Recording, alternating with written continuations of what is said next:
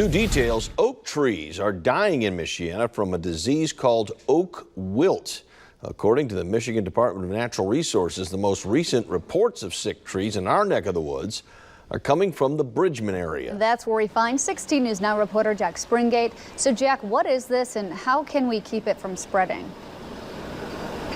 Well, oak wilt, actually caused by a fungus, can be lethal if it infects red oak trees, these ones with the pointy leaves. So prevention is really a big part of making sure that it doesn't spread. You can start by being mindful of the time of year that you do your tree pruning and maintenance, especially if you live near oaks. If your oak trees are acting like fall is right around the corner, it could be showing symptoms of oak wilt. The leaf drop is going to be your main symptom, and it's going to start from the top down. You may get variation within a single leaf of bright green to dull green to brown. Fresh cuts or wounds on trees make them vulnerable to sap beetles carrying spores of the fungus that causes oak wilt.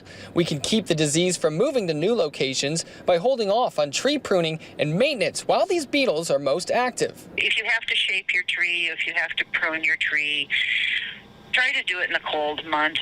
Do it over winter.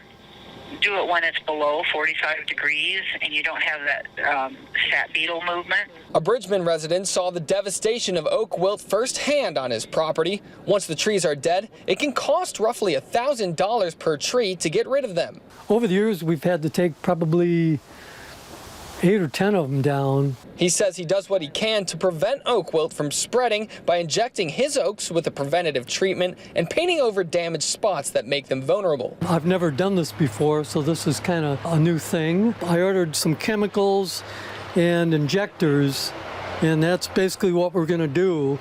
Oak wilt is basically untreatable without these prevention techniques. And coming up at 6, I'll give you a closer look at some of those oak wilt symptoms so that you can better identify it. But for now, reporting live in Bridgman, I'm Jack Springate, 16 News Now. All right, Jack, great information. Thank you. Turning now to the weather.